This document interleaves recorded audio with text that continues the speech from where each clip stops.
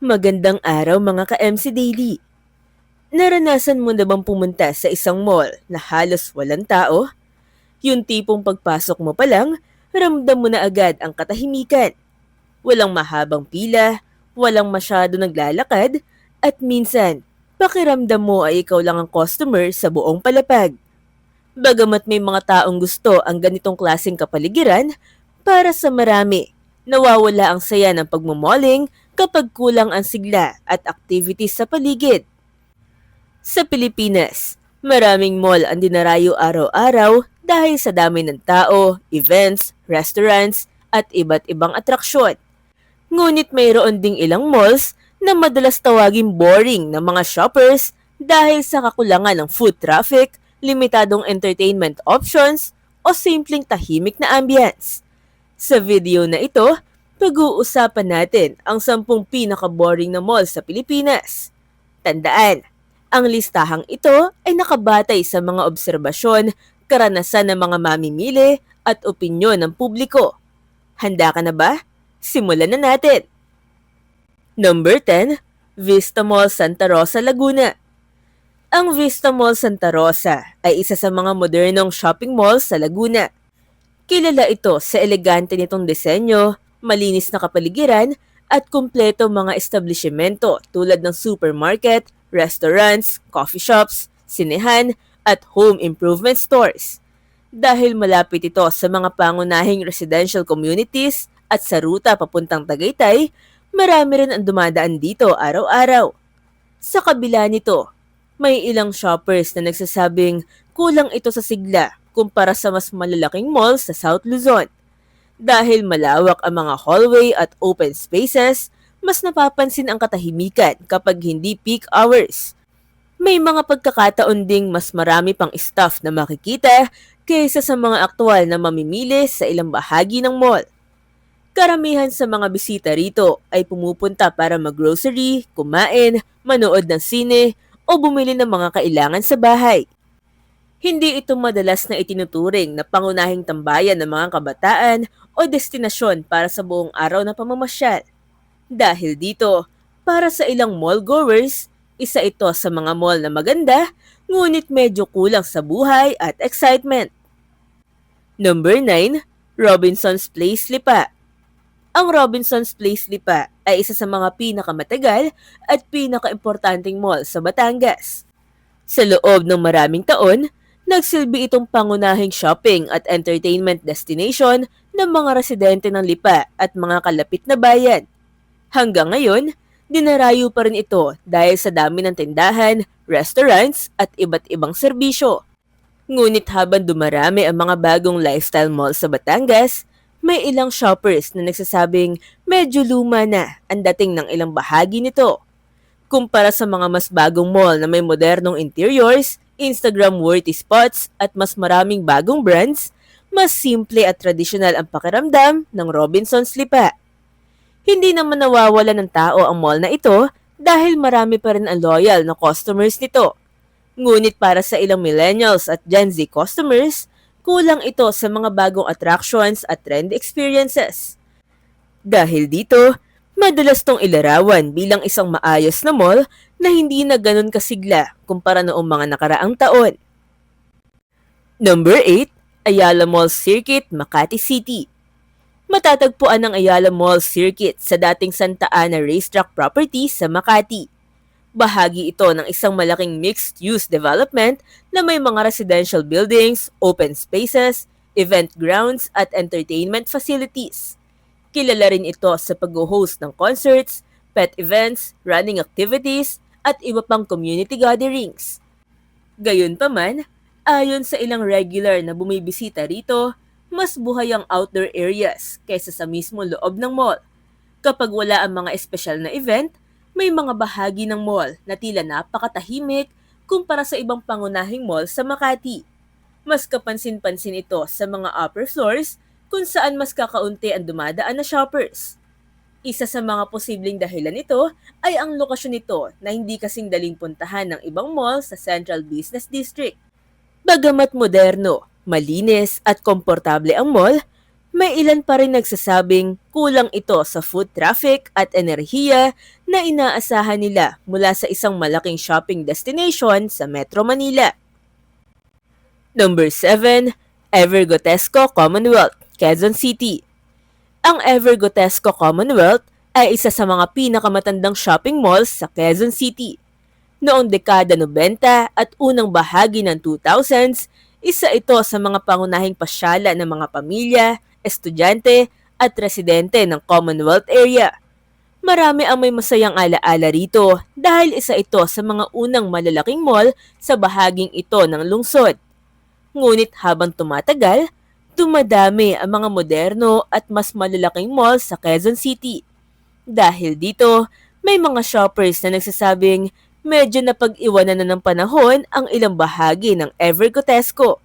Ang disenyo, ilaw, at kabuuang ambience nito ay hindi na kasing bago at kasing modern na mga bagong shopping centers. Bagamat aktibo pa rin ang grocery at ilang pangunahing tindahan, may mga bahagi ng mall na hindi na gaanong matao gaya noon. Para sa mga naghahanap ng bagong attractions, lifestyle concepts, at modernong entertainment, maaaring kulang ang mabigay ng mall na ito. Kaya para sa ilang mall goers, isa ito sa mga pinakatahimik na mall sa Quezon City ngayon. Number 6, Cash and Carry Mall, Makati City.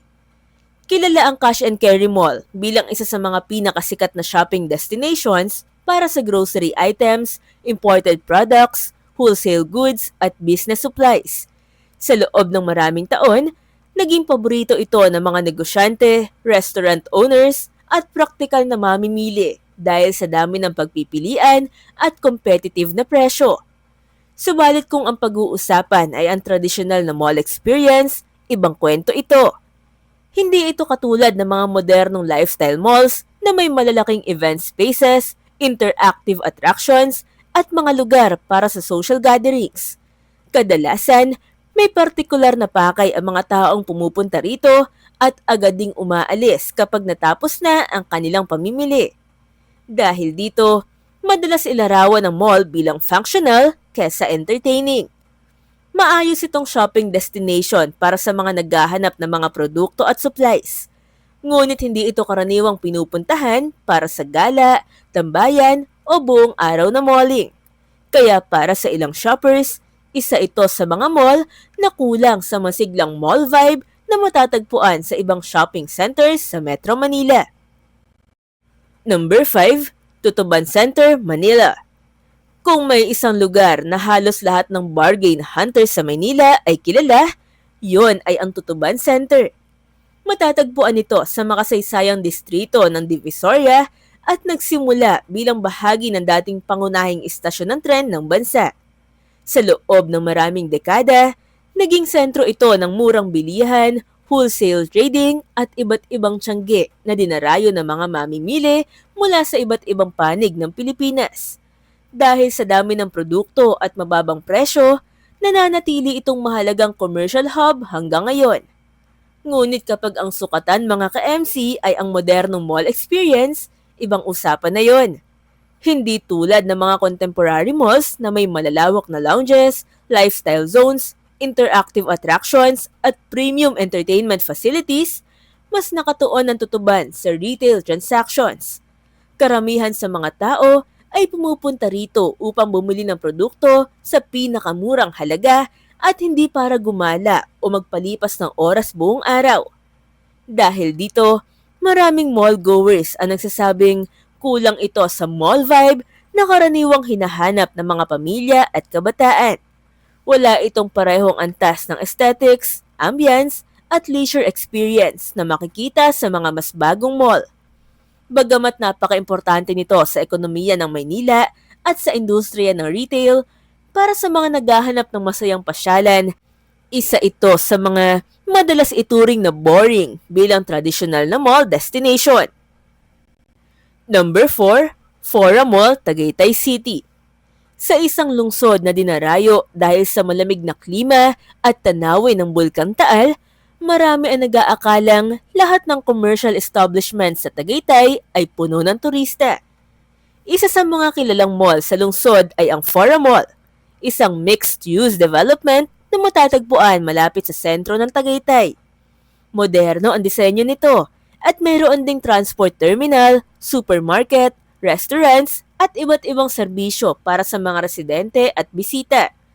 Gayunpaman, maraming bumibisita sa Tagaytay ang mas pinipiling magpunta sa mga restaurant na may overlooking view, mga coffee shop na nakaharap sa Taal Lake, o mga pasyalang nasa open-air environment.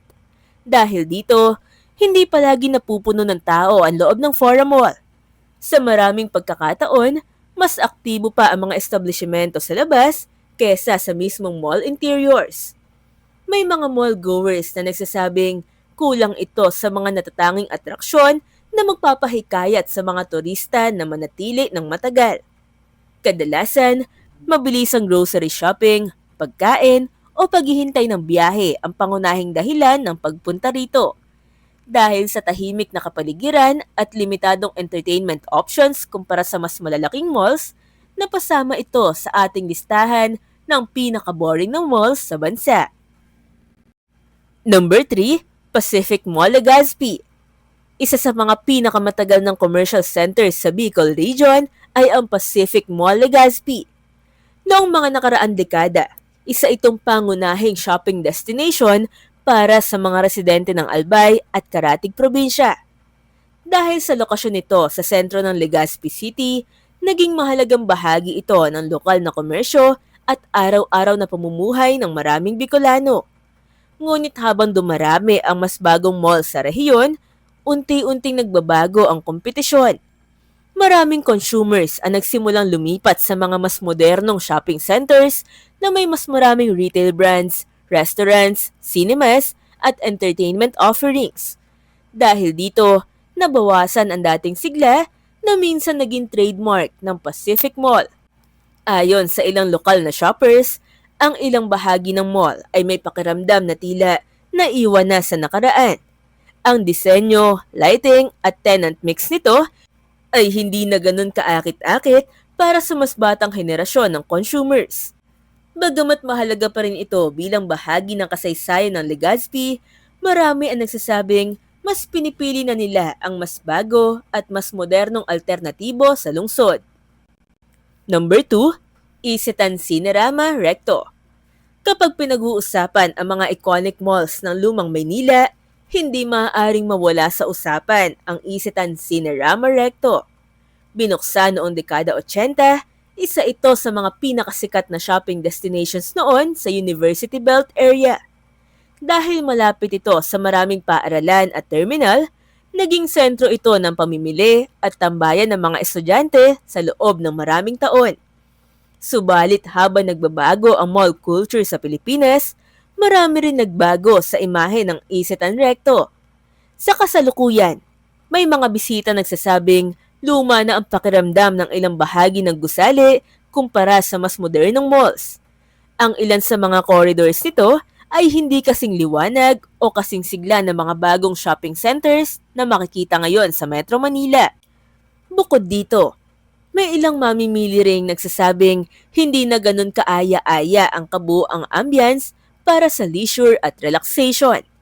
Dahil limitado ang mga bagong attractions at modern retail concepts, mas madalas tong puntahan para sa partikular na pangangailangan kesa para sa buong araw na pamamasyal.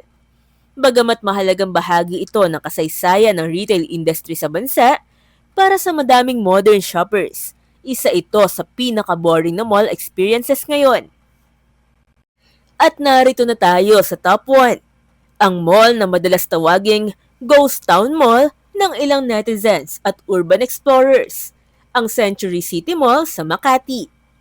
Binuksan noong 2014 bilang bahagi ng malaking Century City development, ipinakilala ito bilang isang upscale boutique mall na maglilingkod sa mga residente ng mga luxury condominium sa paligid nito.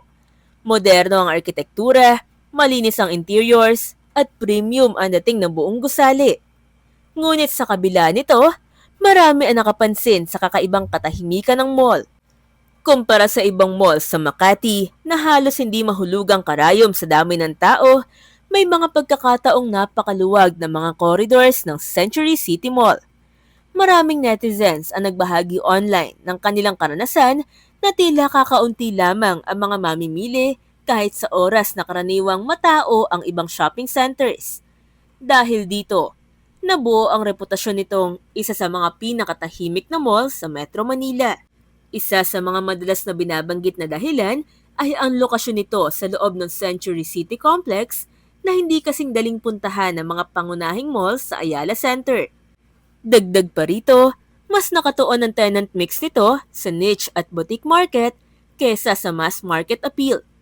Hindi ito nangangahulugang pangit o hindi maganda ang mall. Sa katunayan, marami ang gustong-gusto rito dahil tahimik at komportable. Ngunit kung pag-uusapan ang pagiging masigla, matao at puno ng aktibidad, maraming shoppers ang naniniwalang ito ang isa sa pinaka-boring at pinakatahimik na mall experiences sa buong Pilipinas. At yan na nga mga ka-MC ang ating listahan ng 10 pinaka-boring na malls sa Pilipinas. Tandaan na ang pagiging boring ng isang mall ay nakadepende pa rin sa personal na pananaw ng bawat tao. Para sa ilan, mas gusto nila ang tahimik at hindi mataong mall dahil mas komportable itong puntahan, mas madaling mamili at hindi nakakapagod maglakad. Sa kabilang banda, may mga tao namang mas gusto ang masigla, puno ng tao at maraming kaganapan. Kaya bago tayo magtapos, nais naming marinig ang inyong opinyon. Sang-ayon ba kayo sa listahang ito? May mall bang dapat nadagdag o natanggal sa ating countdown? At sa inyong karanasan, alin ang pinaka-boring na mall na napuntahan nyo sa Pilipinas? Ibahagi nyo naman ang inyong sagot sa comment section sa ibaba. Kung nagustuhan mo ang video na ito ka-MC, huwag mo namang kalimutan mag-like, share at mag-subscribe para updated ka sa mga susunod pa nating mga video. Maraming salamat po sa panonood. Hanggang sa muli, see ya!